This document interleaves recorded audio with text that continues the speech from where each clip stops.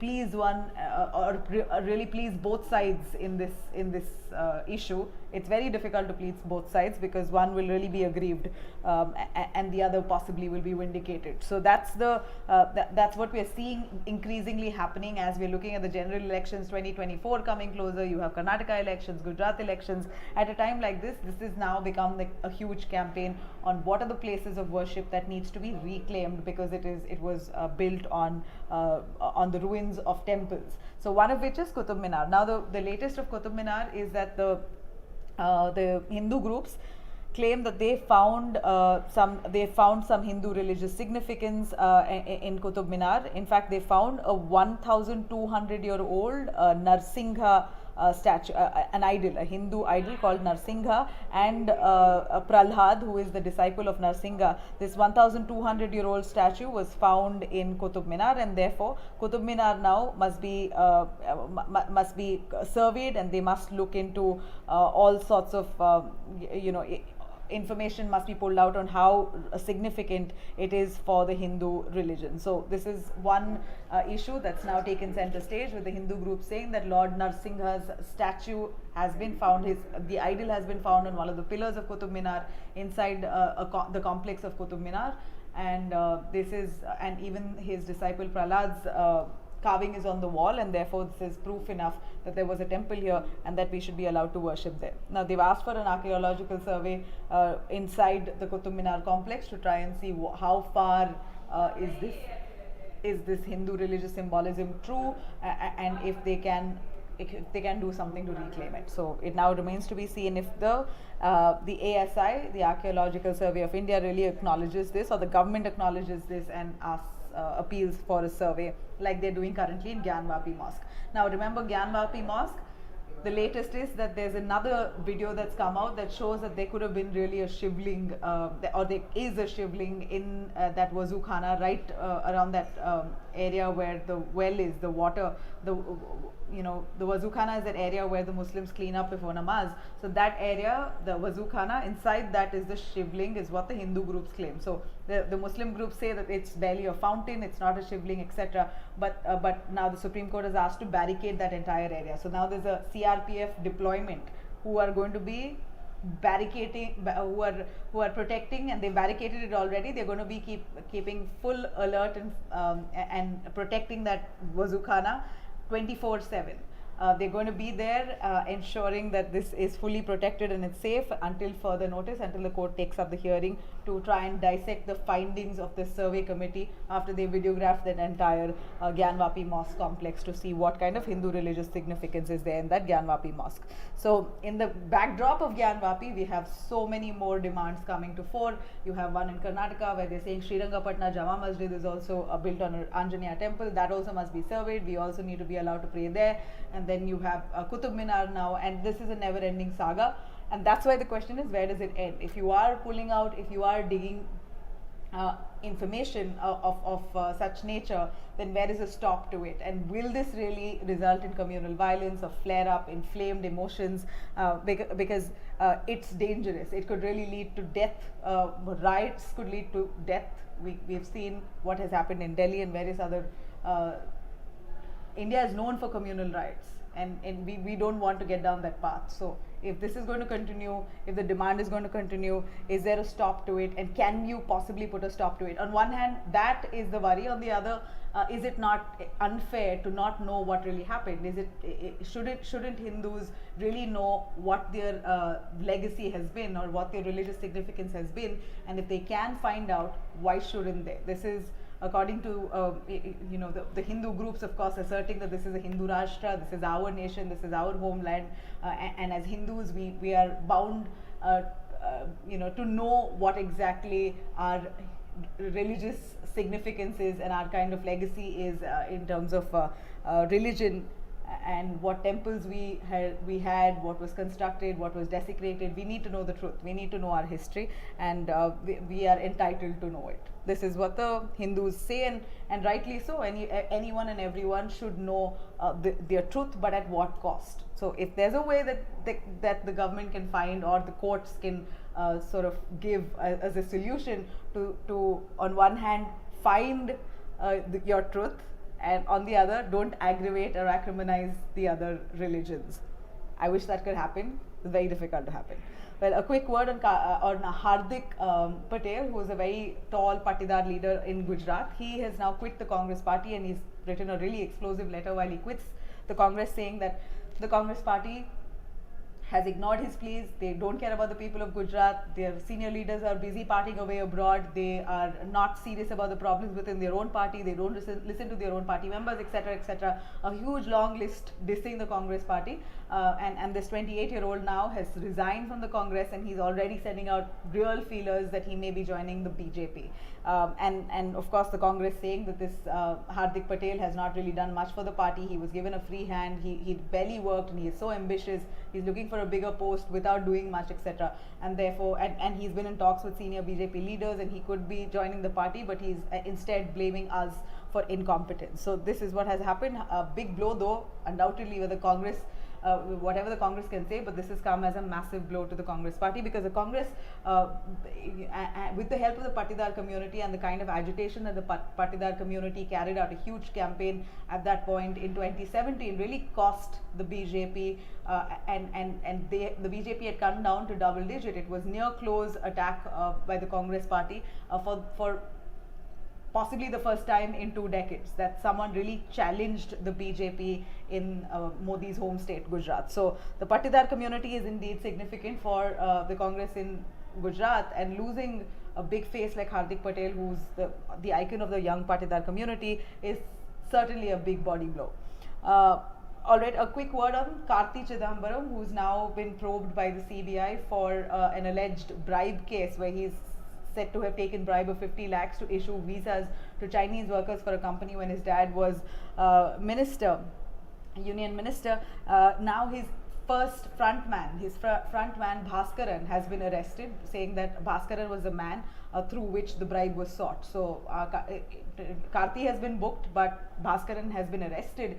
So if Bhaskaran is arrested, the frontman of Karti Chidambaram, could Karti be next? So that's of course the spotlight on Karti Chidambaram now, because the CBI is currently investigating how far this bribe, how far these allegations are true, and if they really, now that they've arrested Karti's front man, they could really knock on the doors of Karti anytime soon. Also, today was a big day for some for big releases. When I mean releases, I mean to say that you have Rajiv Gandhi's assassin, who was released from prison after 31 years. Big day indeed, and unprecedented. This is this assassin, Rajiv Gandhi's assassin, in fact spent almost 31 years in prison, and after 31 years and after several pleas, in fact backed by the Tamil Nadu government itself, finally he has been released after completing his prison term. He was given life imprisonment. That was the sentence given to him, and now Perarivalan, his name AG Perarivalan, he's one of the main accused. There are 6 others who are still in prison. This now also sets the ball rolling for the other accused in Rajiv Gandhi's killing to possibly seek bail or finally be released after serving their jail term. So Perarivalan, of course, as soon as he stepped out, remember this has been a long struggle. Perarivalan has proven great track record during his time in prison. Even during parole, there was no complaint. So he's been a good prison inmate, and considering his good behavior, etc., and he's finished his life term, 31 years. So therefore, there was no reason for him to be held back. So the Supreme Court decided that, and this is unprecedented. This is certainly a welcome move, because humans make mistakes. That's exactly what Perarivalan has said. So he says that there should be no capital punishment because we are all humans. At the end of it, humans make mistakes. So it actually is a big statement coming from a prison inmate who's completed his life term, comes out, is showing regret. Alright, so that's what happened. Also, very interestingly, you had Indrani Mukherjee who killed her daughter.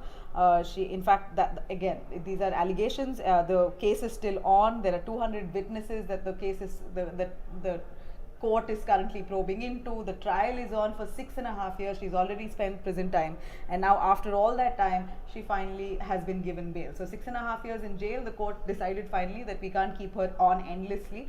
There needs to be a point where bail must be given, because there are 200 odd witnesses that need to be questioned, etc. There's such complexities in the case.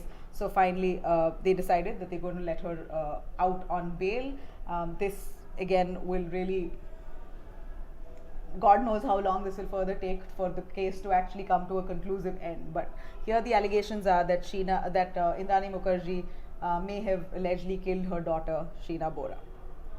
Alright, a quick word on Jacqueline Fernandez. Now we know that top Bollywood actor Jacqueline Fernandez has been embroiled in this controversy or a case regarding a con man, or related to a con man, Sukesh Chandrasekhar, who basically swindled 200 crore odd rupees while he was seated in jail from businessmen, etc. A couple of business honchos, by just making calls, fake calls, pretending to be officials with the central government or agencies from the central agencies like the CBI, the ED, etc., and literally extorted money from some of the business honchos, a couple of them, to the tune of 200 crore rupees. And then while he was doing that, on one hand, he was feeding all that money as gifts and showering actors like Jacqueline Fernandez, Nora Fatehi, and a couple of other models, and literally pumping money there into Bollywood and making his name there as this rich young man who's very much in love with people like Jacqueline Fernandez and Nora Fatehi, etc. He almost was in a relationship with Jacqueline Fernandez. He gave her that many gifts worth crores of rupees, and now Jacqueline, unfortunately, is in the dock, because the ED officials believe that Jacqueline may have very well known that this guy is a con artist, and yet she did not she did not refuse to take gifts from him. She did not really turn him up, did not complain about him to the officials, and eventually she could be an accomplice. That's the version that the ED is probing. They've not put a finger on it, but they're probing into this angle because they feel very suspicious that how can she not know that this guy was a con when he was showering crores of rupees on her? Did she never want to know what his background is? Where did he come from? And it's very possible that she very well knew that this guy is a con artist, but she still accepted those gifts that were showered on her, her family members abroad, all of that. So Jacqueline and her passport basically, her Sri Lankan passport, has been impounded by the Enforcement Directorate. So they've seized it. She wants to now travel abroad, and she had filed an application in court to lift the lookout notice that has been issued against her. So if Jacqueline does manage to step out of the country, or she gets to an airport, then in fact she was detained at the Bombay airport when she wanted to leave for a shoot somewhere. There was a lookout notice that was slapped against her name. So she appealed to court asking for the lookout notice to be withdrawn, because she said she had an event in Dubai, she had IFA awards in Dubai, she had a Dabang tour in Nepal where she had to be part of, and she had to attend the Cannes Film Festival. So all of this she gave as a reason, saying that please issue my passport back, and I want to be traveling because I have pending work, etc. Now the the court gave a week to the ED to come with a reply, and we hear that the ED has slammed Jacqueline Fernandez, saying that those claims that she's made about travel, apart from the IFA, which has been postponed now to June, the other two, which is the Cannes Film Festival where she was supposed to be attending, and the Dabang tour in Nepal that she claimed to have been invited for, both seem slightly suspicious. So the ED found that she was dropped out of the Dabang tour. In fact, apparently she was already informed, the Dabang tour organizers had already informed her that she was dropped out from that tour. So she knew very well, and yet claimed that she had to go to Nepal because she wanted to be a part of the Dabang tour. Apart from that, she also gave out reasons that she wanted to be part of the Cannes Film Festival and wanted to appear there in France. And the ED officials, we believe, reached out to the French embassy, and the French embassy denied any information on this, and their sources tell us that she wasn't even invited to the Cannes Film Festival. So was this a deliberate attempt to try and quickly sort out her issue and get the passport back and leave abroad, and ED raising suspicion that she possibly wanted to flee and never would come back, etc. Now this is of course fears that the ED has raised, speculation that this could have been the reason, but it's only for Jacqueline now to really establish or conclude as to why she gave false information to try and withdraw that the lookout notice that has been issued against her and ask for the passport back. If anything, you've got to be very transparent in issues like this, in cases like this, because there's such a hawk eye on you, especially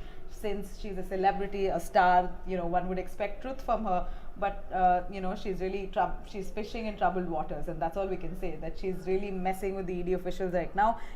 She should be more transparent. If anything, if she's not guilty, then give out the facts, give out the truth. If you're manipulating and giving out false documentation or claiming false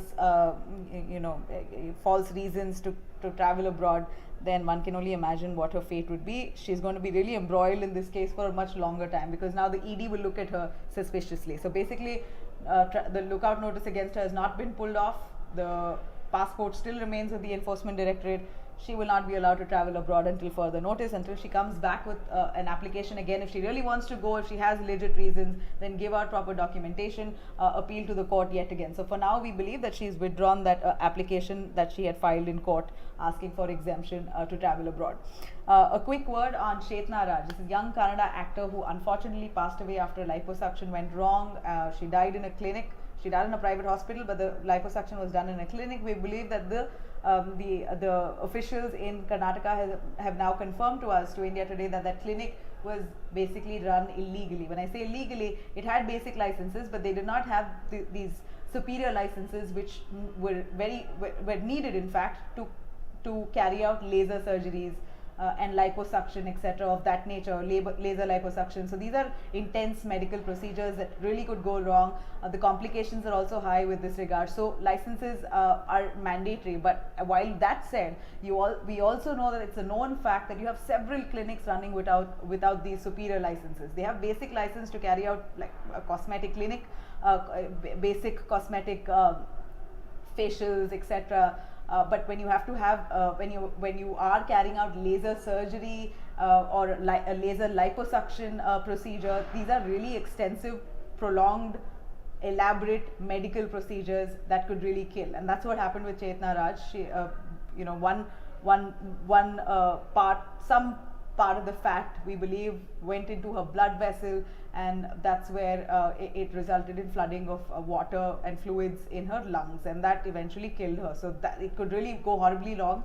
But that said, I also spoke to some of the doctors, and they say that liposuction is such a common procedure all over the country, in metro cities, particularly in Bangalore cities, like Mumbai and Delhi and Pune. Liposuction is one of the most common procedures in these clinics, and many of them may not even have their adequate licenses, but they're fairly known and people go to them regularly. They make you sign a consent form, etc. But how safe are they? Do they really have adequate licenses? You've got to really thoroughly check that. You can't just walk into a clinic. This was a mistake that Chetna Raj did. Unfortunately, this girl passed away. So yeah, this was an illegal clinic. They did not have their licenses, and that's what we believe now was the reason, because it clearly looks like they did not have the expertise to carry out that elaborate medical procedure. That's that. Bangalore, speaking of that, heavy rains, waterlogging all over. The state government has received a lot of flack for not dealing with this flood situation year on year. So all spotlight now on the Bangalore government right now, the Karnataka government and the Bangalore civic body, the BBMP, to see how they're going to fix the issue. You have vehicles that have been damaged, property damaged, water inundated, entered basements, people not able to step out. I mean, as much as you love the weather in Bangalore, guys, this is excruciating, and we're really hoping. And for the next 5 days, the IMD has given an alert that there could be heavy to very heavy rainfall, not just in Karnataka, but interior parts of Karnataka is going to be really severe, but also in Tamil Nadu, in Kerala. These are the south states that are going to be seeing severe rainfall over the next 5 days.